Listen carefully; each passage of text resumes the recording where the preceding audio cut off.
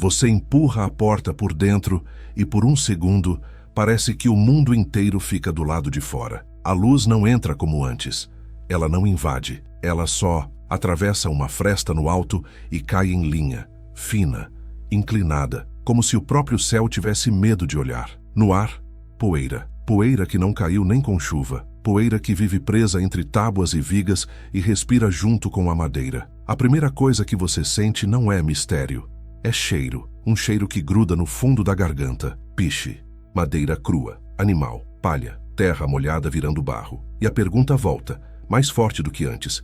Porque agora não é curiosidade. Agora é claustrofobia. Como é por dentro? O que existe aqui quando ninguém vê? O que acontece quando o mundo se torna uma caixa? Você dá o primeiro passo e o som muda. Lá fora, a chuva era uma pele batendo na madeira. Um ritmo. Aqui dentro, cada passo ecoa como se a arca fosse um tambor gigante. O chão não é chão, é tábua grossa, áspera, irregular.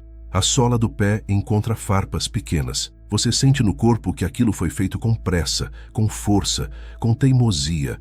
Nada aqui é delicado. Tudo é pesado. E a madeira não é muda. Ela fala o tempo inteiro em estalos mínimos, em rangidos longos, em pequenos toques que parecem vir de lugares diferentes, como se o casco estivesse vivo, ajustando o próprio peso a cada onda. E o que mais assusta é perceber que esse som não vai parar. Não tem pausa. A arca respira. Você olha para a frente e não vê um salão. Não tem espaço aberto, bonito, iluminado. Tem corredor. Um corredor longo, baixo, escuro, com colunas de madeira grossa segurando vigas. Tem divisões laterais como compartimentos, sombras recortadas, portas simples feitas de tábuas e corda. Em cada lado, volumes se mexendo. Não claramente. Não câmera de zoológico. É só presença. Um corpo grande que muda de posição. Uma respiração pesada no fundo. Um som úmido de língua e nariz. A vida ali dentro não está posando para ser vista. Ela está sobrevivendo. E isso é outra coisa. E aí vem a primeira imagem que te prende. Poeira no feixe de luz. Parece neve quente. Ela dança devagar, girando em espirais pequenas. E por um instante, você entende como o silêncio pode ser físico. Porque o silêncio aqui dentro não é ausência de som. É o contrário. É som preso. É som abafado. É tudo acontecendo por trás de madeira grossa. A chuva lá fora vira um ruído grave, como se o mundo tivesse virado mar e você estivesse embaixo. A água bate no casco com um tum espaçado. Tum, tum, tum. E cada tum faz a poeira vibrar e o rangido responder. Você começa a sentir o tempo pela repetição. Você perde o relógio e ganha um padrão. Noé está ali, mas ele não está heróico. Ele está exausto, ombros pesados, mão encostando na parede como se precisasse sentir que aquilo ainda existe. Barba úmida, olhos que olham sem procurar aplauso. E a primeira coisa que ele faz não é rezar em voz alta. A primeira coisa que ele faz é ouvir, porque ele precisa saber se a estrutura está aguentando. Ele precisa reconhecer o som do casco quando está seguro e o som do casco quando está cedendo. Ele encosta a palma na madeira e sente vibração. E você percebe uma verdade simples. Quando você está preso com centenas de vidas numa caixa de madeira, fé não é sentimento. Fé vira disciplina. Agora pensa comigo. Você já ficou numa casa silenciosa durante uma chuva forte? Aquele barulho contínuo que te dá sono ou te dá inquietação? Multiplica isso por 1000, porque aqui a chuva não cai num telhado comum. Ela cai na pele do seu mundo. A madeira absorve impacto e devolve rangido. Cada gota, cada fio de água, cada onda batendo no casco, tudo entra no seu corpo pela vibração. E a vibração não te deixa esquecer. O mundo lá fora não é mais um lugar, é um som. Você anda mais 2 passos e sente o ar. É quente e úmido ao mesmo tempo. A umidade da chuva tenta entrar pelas frestas, mas o calor das criaturas e da madeira segura tudo ali dentro. O ar fica grosso. E o cheiro é um aviso constante. Porque cheiro te lembra que o que está ali é real. Piche não cheira a história, cheira a matéria, cheira a trabalho, cheira a selo. E o animal cheira a vida.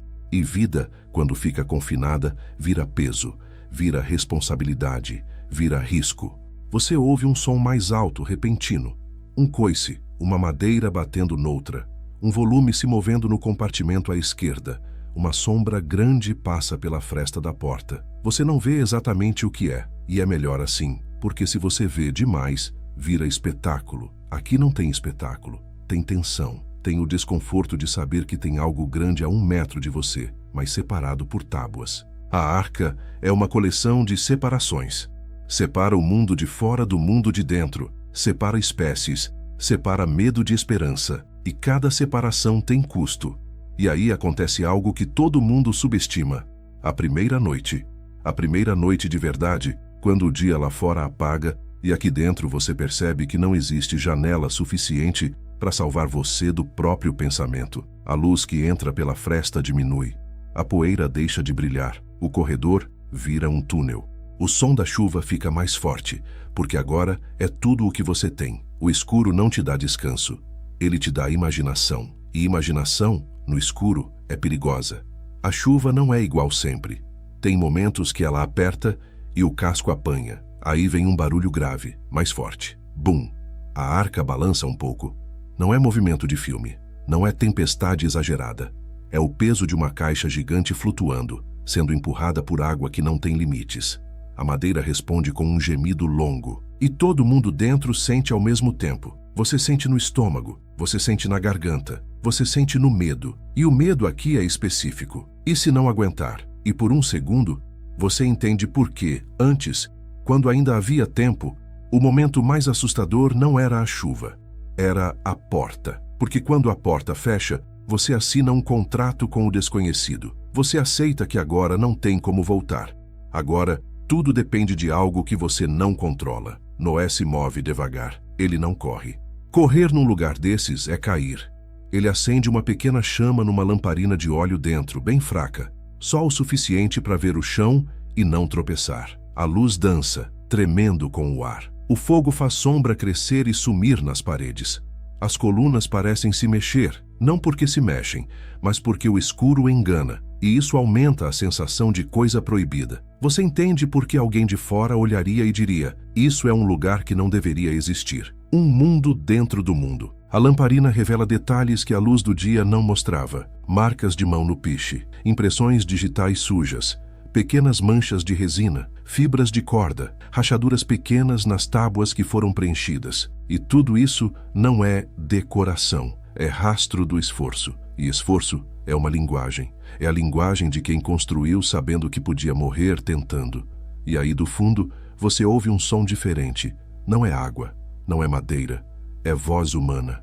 Baixa, uma oração sussurrada. Não aquela oração bonita de palco, uma oração simples, repetida, como quem precisa se ancorar, porque quando o mundo vira caixa, a mente vira inimiga. E a única forma de domar a mente é repetição, rotina, tarefa. Noé começa a distribuir tarefas.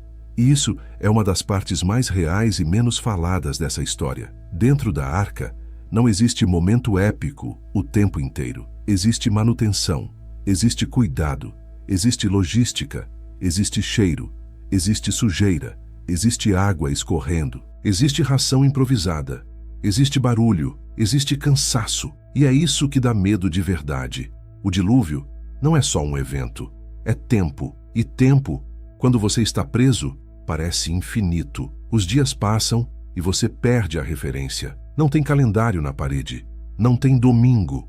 O que existe é luz entrando pela fresta quando o céu permite e escuro quando o céu não permite. E o céu lá fora não está bonito, está pesado, está fechado, está cinza. E às vezes você nem sabe se é dia ou noite, porque a mesma cor domina tudo, a mesma luz fria, o mesmo vento, o mesmo som. E você percebe que o mundo não acabou num instante. Ele está acabando aos poucos, repetidamente, gota por gota, onda por onda, sem pausa. E então vem o dia sem horizonte. Aquele dia em que você finalmente abre uma pequena fresta e percebe que não existe mais linha entre céu e terra. Só água, água em todas as direções. Um plano infinito, ondulando sem promessa. E a arca ali, pesada, flutuando como um pedaço de montanha arrancado e colocado no mar. Sem vela, sem direção, sem controle. Só resistência. e você sente uma solidão tão grande que dá vontade de fechar a fresta imediatamente, porque olhar demais é admitir. Tudo que você conhecia sumiu, e isso muda os humanos dentro. Não muda só porque eles acreditam, muda porque o corpo reage ao confinamento e ao medo contínuo, irritação, cansaço, pequenas discussões por nada, silêncios longos, olhares que evitam. Quando a água sobe lá fora, ela também sobe por dentro, em forma de tensão. E aí entra a parte mais importante. Noé não enfrenta só chuva, ele enfrenta gente. Gente cansada, confinada, com medo. E esse tipo de medo não é barulhento, ele é corrosivo. Você vê isso em detalhes. Uma tigela de barro que cai no chão e quebra, um olhar que vira acusação, um suspiro pesado quando a madeira range mais forte, um silêncio longo depois de um baque no casco.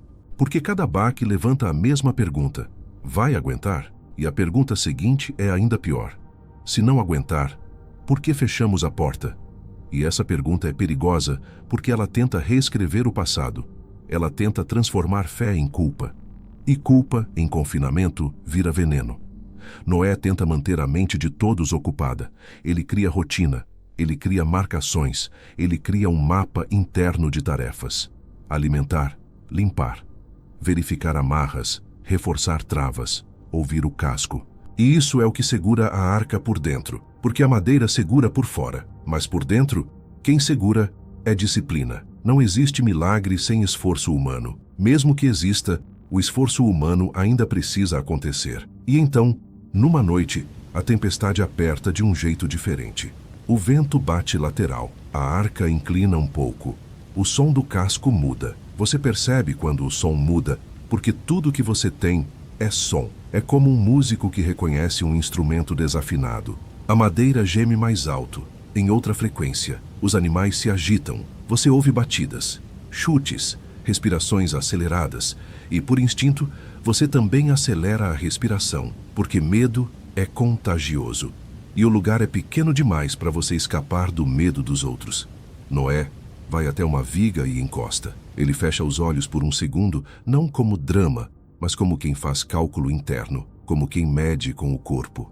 Ele conhece madeira, ele conhece o som de madeira prestes a ceder. Ele abre os olhos e dá uma ordem simples. Reforça aquela travessa, puxa aquela corda, aperta aquele encaixe. E você percebe que a fé dele não é só crer, é agir como se a vida dependesse disso, porque depende. E quando todos obedecem, o caos diminui um pouco. Não porque o mar respeita, mas porque a arca por dentro vira um organismo obediente. Isso é sobrevivência. Quando a madrugada passa, vem o silêncio. E aqui está o terror que poucos entendem. O silêncio depois do barulho. Porque no barulho, você sabe o que está acontecendo. No silêncio, você imagina. O vento cai, a chuva diminui. A água lá fora fica lisa demais. O casco range menos. E por um instante, o mundo parece suspenso, como se estivesse esperando o próximo ato. E isso deixa todo mundo em alerta. Você acha que vai vir uma coisa pior. Você acha que o silêncio é a respiração antes do golpe. E aí, a mente começa a inventar inimigos. Cada estalo vira ameaça. Cada sombra vira coisa viva. Cada ruído animal vira presságio. E é aí que a pergunta, o que tem dentro, se transforma. Não é mais o que tem dentro da arca. É o que tem dentro de nós quando o mundo acaba. Porque quando tudo externo some, o interno aparece. Os medos antigos, as culpas velhas, as dúvidas, a raiva, a saudade, a falta. Tudo isso entra no corredor junto com poeira e piche. A arca vira um espelho escuro. Noé tenta manter todos focados num objetivo: esperar, resistir, ouvir, economizar energia. Ele sabe que não vai controlar a água, ele só controla o tempo. E controlar o tempo é aceitar que o tempo vai passar devagar, é aceitar que dias vão se repetir sem novidades, é aceitar que o tédio também é inimigo, porque o tédio abre espaço para o medo. E isso é muito real. Num confinamento, o horror não é só o perigo externo, é o vazio interno. A certa altura, você percebe que a poeira ainda flutua. Isso parece estranho, porque você imagina que com chuva, tudo limpa. Mas dentro de madeira, com movimento constante, a poeira não morre, ela se transforma. ela vira névoa fina no feixe de luz. Ela gruda no suor, ela gruda na barba, ela entra no nariz, e isso cria a sensação de que até o ar está preso, que até o ar é antigo, e essa sensação de ar velho aumenta o peso emocional. O cérebro entende, estamos presos. E aí, num dia que você não sabe contar direito, porque tudo virou repetição, a luz muda. Não é um raio, não é milagre visual, é uma mudança sutil. Um cinza mais claro, um vento diferente, um cheiro menos agressivo de chuva. A água ainda está lá, mas o céu parece menos pesado. E isso, paradoxalmente, dá mais medo por um instante, porque mudança, quando você está acostumado com repetição, é ameaça. Você pensa, o que vem agora? Só depois a esperança começa a entrar, tímida, como luz por fresta. Noé abre uma abertura pequena, não uma porta grande, porque isso seria perigo, porque vento e água e frio, apenas uma fresta planejada. Ele olha, o horizonte ainda é água, mas o céu está diferente. E ele faz o que um homem prudente faz quando não tem certeza. Ele testa. Ele não declara vitória, ele manda um sinal, um pássaro, um mensageiro, algo que vai e volta. Porque o mundo pode estar mudando, mas não significa que a terra está perto. Ele solta primeiro um pássaro que aguenta distância, que aguenta tempo, que não precisa de terra imediata. O pássaro sai, corta o ar, some no cinza. E agora começa uma espera mais cruel ainda, esperar por algo que você não controla e que pode não voltar. E essa espera tem um som, silêncio. A arca fica quieta por dentro, como se todo mundo prendesse a respiração ao mesmo tempo. Os animais parecem menos agitados por alguns minutos, como se também sentissem. E então, depois de um tempo que parece maior do que é, o pássaro volta ou não volta. E se não volta, isso pode ser bom ou pode ser ruim. Bom porque encontrou lugar, ruim porque morreu, e você não sabe. Essa é a tortura do desconhecido. Noé então faz o gesto mais simbólico e mais humano. Ele solta uma pomba, um pássaro que precisa de lugar, um pássaro que te dá resposta. Ela sai, e todo mundo espera. E a espera faz o tempo esticar. Você olha para o corredor, para o feixe de luz, para a poeira, para o piche, para as sombras, e tudo parece parado, como se o mundo estivesse segurando. A pomba volta sem nada, volta cansada, volta sem ramo.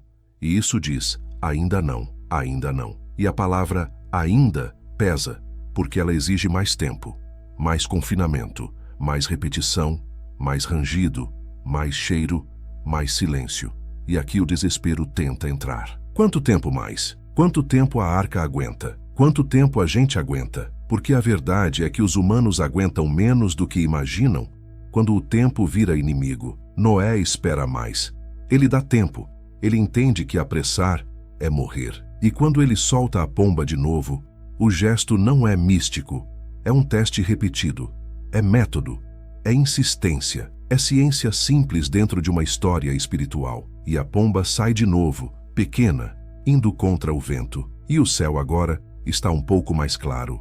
E o barulho da água batendo no casco parece menos violento. E quando a pomba volta, ela traz um ramo pequeno, úmido, real. Um pedaço de vida que não é poeira. Um pedaço de vida que não é piche. Um pedaço de vida que não é sombra. E esse ramo, por menor que seja, pesa mais do que ouro, porque é a primeira prova material de que existe algo além da caixa. E é aqui que você entende uma coisa.